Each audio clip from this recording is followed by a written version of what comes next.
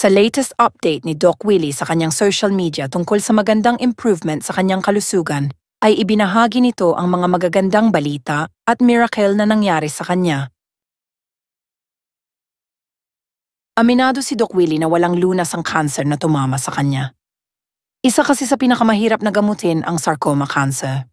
Ultimo, ang kanyang doktor sa Singapore ay nagulat sa magandang resulta ng kanyang mga laboratory test. Magandang araw po sa inyong lahat. Doc Willie po. Meron tayong mga updates. Meron ako mga mahalagang sasabihin, okay?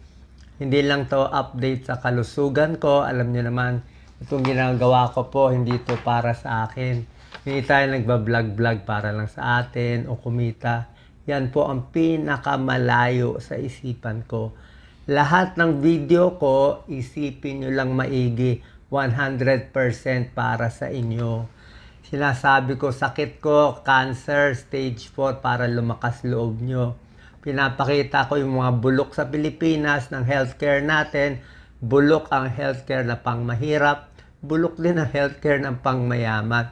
Gusto natin maayos. Hindi tayo pwede patumpik-tumpik sa salita kasi delay na tayo ng delay.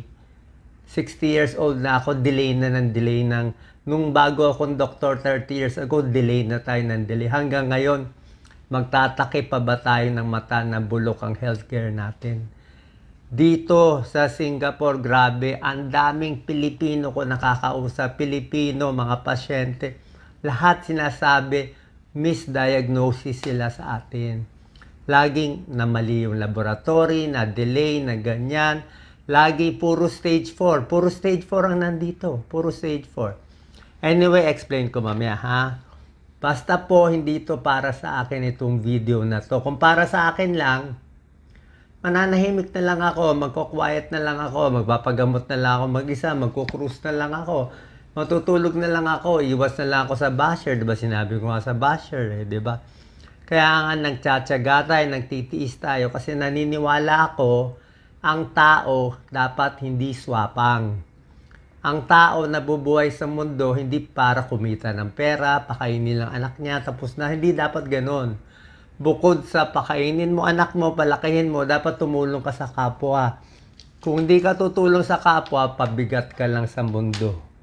Okay, kailangan natin maraming matitinong tao, matitinong Pilipino para umangat yung bayan natin.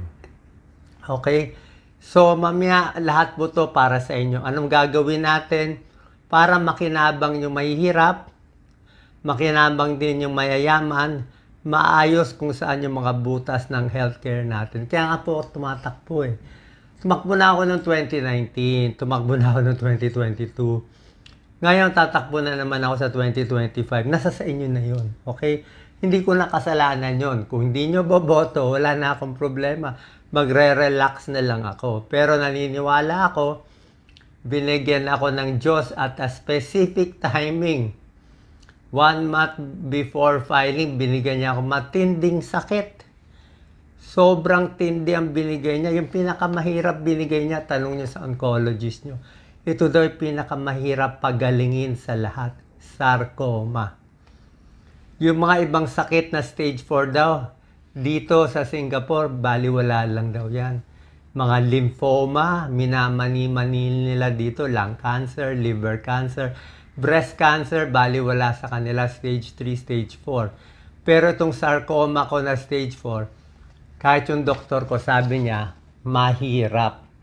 Tagilid, sabi niya. Pero kahit tagilid, syempre tiwala tayo sa Diyos. Papakita ko lahat. Pakita ko lang muna yung nangyari sa akin para sa gusto ng update. Bago yung mga tips natin, anong gagawin natin sa bayan. Kaya relax lang, para sa bayan to. Hindi to para sa akin. Kailangan dami nag-pray eh. Kaya dapat honest ako. Ayoko tinatago. Si Senator Miriam, tinago niya sakit niya, ayaw niya pa alam. Sabi niya, kailangan pa daw ng waiver for confidentiality. Ako open ako, kung positive, buhay kung buhay, patay kung pantay. Bakit ka magsisinungaling? Hindi ba kayo nasanay lahat ng politiko sinungaling? Mag-try naman kayo ng politikong honest at hindi corrupt. Yan na, pakita ko lang mga pictures. Yan. Ito ang dati kong PET scan. Pasensya na, yun ang pinakamalapit. Ang bukol, itong lahat to ang bukol eh. This whole thing is the bukol. Lahat yung malaking bilog na yan sa gitna, bukol yan. Ito parang football, grabe oh. Spine, no? Pero, ang pinakasalbahe, itong may ilaw. Itong parang araw, mga 4 cm yan siguro. So, binigyan siya ng parang sugar na isotope, kinakain ng bukol. This is 6 weeks ago. Ibig sabihin, galit na galit siya, palaki siya ng palaki. Kaya sobrang sakit to. Parang pinapatay ako. Tingnan niyo nangyari after 6 weeks. Sabi ng doktor ko, si Dr. Ang Peng Tiang, sabi niya, mahirap to ah. Pero tingnan niyo nangyari after 6 weeks oh. Ang liit na lang niya. Pero pa rin ha, hindi sa wala, andyan pa rin siya, pero maliit na siya. Kumalma na siya. O, hanap tayo ng ibang view. Ito, PET scan view. Pwede nyo i-review to sa mga doctors. So, ito, another view, kita mo. I'm not sure kung mas mababa to. Ito, dati, kita mo, sa may baga to, galit na galit to, parang vulkan, ang daming active, oh. Pero yung bukol, lahat eh. Itong bukol daw, parang dead tissue na siya eh. Dead tissue na. Parang patay na kasi laman-laman, dugo-dugo na lang. Kasi hindi na siya nag-active eh. So, nung binigyan ng sugar, parang hindi na buhay yung cancer na yon. Yung active na lang, yung parang Batman na dalawa. At bukod dyan, may tubig pa ako dito. So, yung tubig sa baga, possible bukol din yan.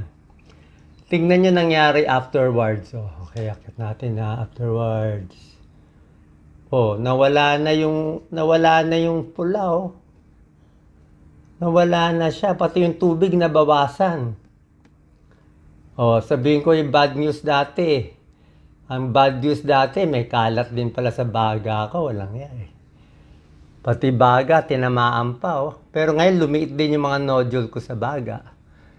Ito yung miracle worker ko dito, papakita ko sa inyo. Ito yung hahanapin natin. Si Dr. Ang Peng Tiam, sobra siyang sikat. Hindi lang sa Singapore, buong Asia, sikat siya. Ang dami niyang Pilipinong patients. Tsaka sabi nga niya, hindi na niya kailangan ng pera eh. Gusto lang niya talaga tulungan yung cancer patients. Iba rin yung mission niya. So, nung una, lagi niya sinasabi na ito yung mga side effect ng chemo. Side effect ng chemo. Nag-chemo pa ako kahapon. Kahapon is my third chemo, split into 3. Wala yung mga gamot sa atin eh.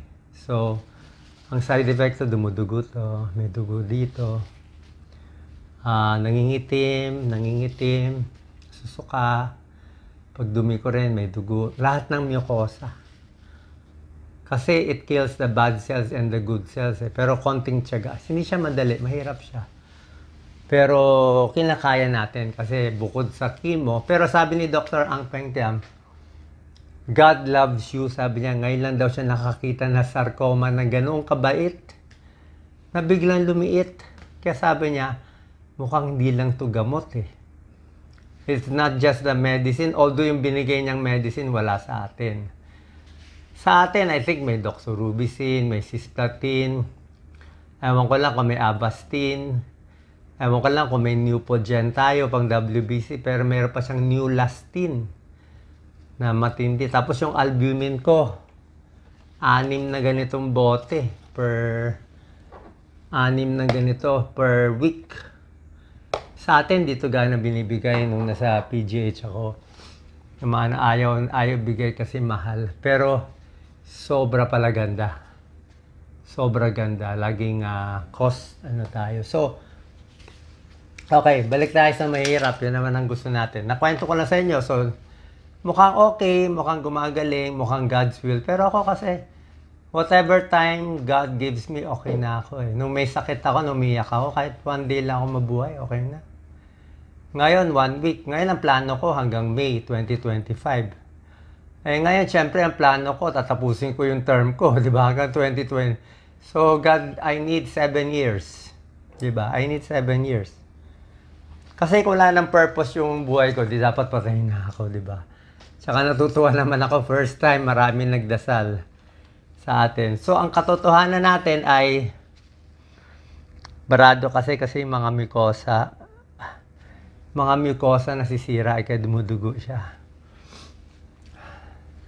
So, hindi lang mahihirap ang nagsasuffer sa mahirap na healthcare, pati pala mayayaman. Yung mga biopsy natin, 1-month result, ang dami mali result sa atin, positive, tapos dito negative. Iba talaga kasi technology eh. Ang hirap mahabol kasi nga, dahil mayaman yung bansa nila dito sa Singapore, first world, dahil mayaman yung mga pasyente, yung mga laboratory, doktor, mga nurse, mga drug company, yung mga gamot, yung pinakamagaganda sa lahat, dito na pupunta. Kasi kaya magbayad eh. Kumbaga sa mall, ito yung pinaka-rustans or yung pinaka-high-end. Let's say SM yung pinakamalaki. Nandun lahat eh. Kaya kasi magbayad. Tapos yung Pilipinas, konti lang kaya magbayad, kaya binibigay sa atin para yung nasa isang lang, sari-sari store, yun lang kaya natin ibili. Diba? Kasi useless naman dali nila yung mamahaling gamot sa atin kung wala rin naman mapagbibigyan, malulugi sila. Kaya talagang nadidelay tayo. At dahil doon, nagkukulang din yung pasyenteng nakikita natin kasi yung hospital nga natin, hindi naman kasalanan ng doktor, walang gamit, walang PET scan. Dito, PET scan, kaliwat kanan. Tsaka hindi pwede ang resulta 1 month. Pag 1 month, patay na yung pasyente. Diba? Nag-biopsy ka, tapos 1 month result. Wala na. Dito, result nila 2 hours eh. 2 hours eh. Lagi silang, ang bilis nila. Pagpasok mo sa hospital, within 2 days, may gamot ka na. May gamot ka na. Huli na agad ang sakit. Tayo, 1 buwan, 5 buwan, 10 buwan, iba-iba diagnosis, di ba? Dito, bali walang stage 4. Basta stage 4 dito, ang dami kong stage 4, 7 years, 8 years, buhay pa. Oh. Parang it's just a number na lang yung stage 4. Pag natamaan mo yung tamang gamot, lalo na ngayon, pinadala pa yung dugo ko for targeted cell therapy. Ang ganda pala nun, no? So, titingnan yung dugo mo. Kung meron kasi baga sa ang mga doktor ngayon, meron sila parang 500 na bala. Pero yung bala, hindi mo alam kung effective sa'yo. So, kung nagkataon, yung bala na yon ay swak sa gene mo, pinanganak ka ito ang gene mo, magsoswak, swerte ka. Kayari, ang gene ko kare XYZ, tapos may bala dun sa XYZ, tsamba. So, meron ako isang ganung gamot. So, bakit tayo gumaling? Hindi natin alam. Baka sa gamot, pero sa tingin ko sa dasal. Pero sabi ng doktor ko, dasal daw to eh. Hindi daw siya nakakita ng ganito kabalis. Usually kasi sarcoma, walang ganong mga bagong gamot. Kaya takang-taka siya. Yun na, sinabi ko, maraming big problem sa atin talaga. God's will ba to nangyari? Sa tingin ko, miracle to. Anong miracle pa ba to? Diba? Malay ko ganito mangyayari sa akin. Ready na nga ako mag-retire eh. Diba? Tsaka syempre, salamat sa lahat na nagdadasal. And, ang malaking problema natin talaga sa bayan, kita mo naman gulo-gulo eh. Diba? So, I'll just try my best. So, bakit tatakbo? Ito lang mission ko. Pag hindi mo ako pinatakbo, lalo ako mamatay. Gusto mo matulog ako, mag-enjoy? Hindi nga ako ganong tao, hindi nga ako swapang eh. Ayoko nga, baka kayo kasi, iniisip nyo, pag mahirap ka kasi, minsan iisipin mo, gusto ko may kotse, gusto ko may bahay, gusto ko makatulog. Kala mo lang masarap yun. Masarap kumain ng crispy pata, araw-araw, tulog ka, marami kang chicks. Ano masarap dun? Sinusunog naman yung kaluluwa mo, my God. Mo ako wala, oh. Lumang baro, wala lahat. Ang dami ko natutulungan, libo-libo nagdarasal, konti lang ang bashers. Ininit ko lang yung bashers, in-expose ko lang, para makita rin ng mga ibang basher dyan na matitigas ang ulo. Wag na, ako i-bash nyo, magka-cancer ako, okay lang, sambuhay lang ako. Pero yung mga kabataan na teenager na binabash mo, tapos nag-suicide, kawawa yun. Karma nyo yun. Pag yung iba binash mo na wala namang kasalanan, na kapwa mo high school, tapos nagpakamatay yung lalaki o yung babae, karma mo yun eh. Pagsisisihan mo yun sa, ay natin sabihin sa impyerno, pero pagsisisihan mo. Kaya huwag ka na nga mag-bash. Kaya sinabi ko, bashing, papahina yung immune system, pwede magkaroon ng maraming sakit. Diba? Pero kung ako, okay ako. Okay? So, yun lang po. Kung ano lang dadalhin sa atin ng Diyos, kung tuloy-tuloy tayo sa good news, the good news. Pero syempre, maraming salamat. Iniisip ko nga kung paano natin gagawin to. Inaaral ko nga. Syempre, pagpapagaling ko, ipapanalo natin to. At ako talaga, ang kakaiba sa akin, sana maintindihan nyo, wala akong campaign funds. Zero. Hindi ako tumatanggap ng pera. Yun ang pinaka-honest sa lahat. Yun ang pinaka-lakad ni Jesus Christ. Kung tumatakbo si Jesus, yun ang style niya, hindi yan tatanggap ng campaign funds. Isipin nyo lang, hindi ko alam ba't hindi nyo maintindihan na ang isang kandidato na tumanggap ng 5 million, 10 million, 50 million, 100 million, imposible maging independent yun. Diba? Pwede sila tumanggap. Yun ang laro nila. Ang laro ko nga, wala eh. At kaya natin lumaban ng wala. Pag nanalo ako ng wala, di ang linis. Di kahit sinong mali, okay na. Pag ito nagkamali, hindi ko na kailangang ilista, kaibigan, kaaway, nagbigay ng pera. Hindi nagbigay, wag galawin.